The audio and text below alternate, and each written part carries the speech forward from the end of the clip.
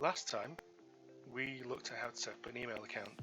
This time we're going to look at what happens if you can't find an email.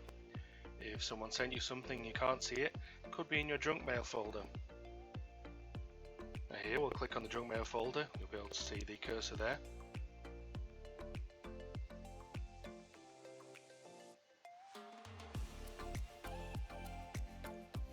And once you click on that, you'll see the email there. It's from Trevor the Bot. We have two options.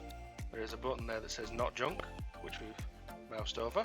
You can click that, or you can click move to, and you'll be able to move that to your inbox, which is your main area that you can see your emails.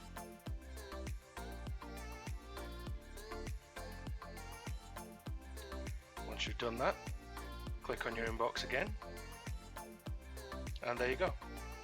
There is your email. Have a good day everyone, I hope you're well.